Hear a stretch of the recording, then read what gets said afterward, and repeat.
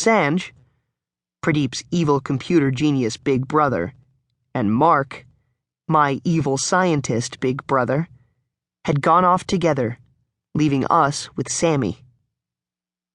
It had worked out pretty well, actually, as it meant we could take Frankie out of my backpack so he could see the aquarium properly, even if all he'd done so far was terrify a cuttlefish, spook the angelfish, and provoke the piranhas.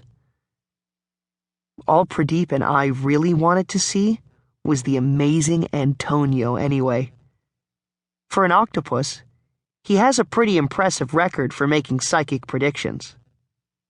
So far, he has accurately predicted the results of over 20 soccer games, 5 horse races, 1 heavyweight boxing championship, 3 global elections, and a sudden surge in Chilean chocolate prices. Okay, we've got time then, I said. Let's explore. As we continued wandering through the Amazonian section, Frankie started getting fidgety. I peered into his water bottle. His eyes were a bright zombie green, and his fins were balled up, ready for a fight. "Frankie, what is it?" I asked.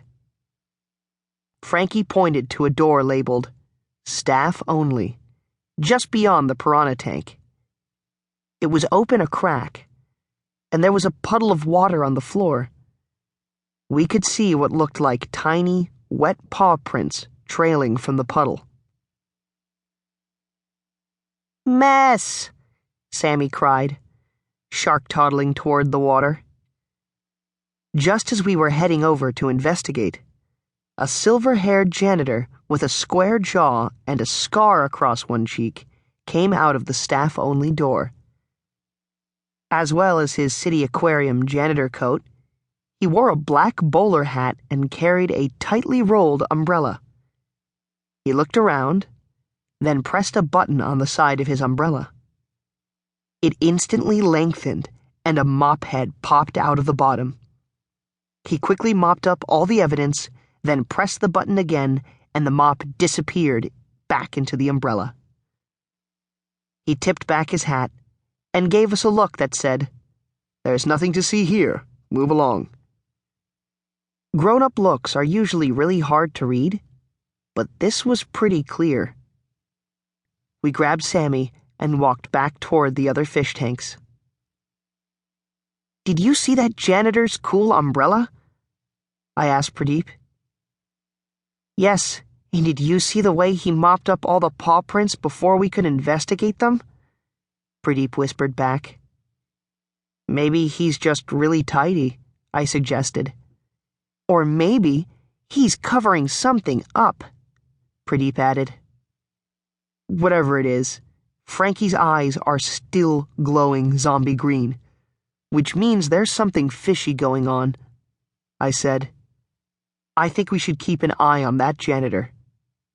"Agreed," Pradeep said.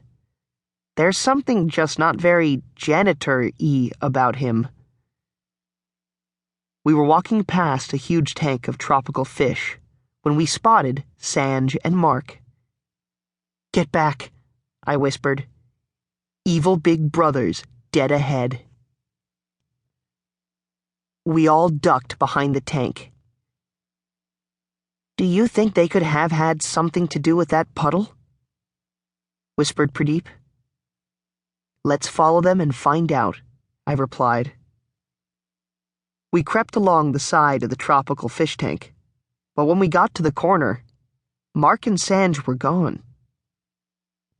All we could see was another staff-only door down by the clownfish tank, along with some overexcited toddlers screaming, "Nemo! I found Nemo!" and hammering on the glass. A piece of plastic tubing was propped against the wall outside the door. "Where did they go?" Pradeep asked. "Maybe they just wanted to avoid us?" I suggested. Then I realized it was silly to even try and think of a non-evil reason for whatever they were up to. Or maybe they are planning something evil?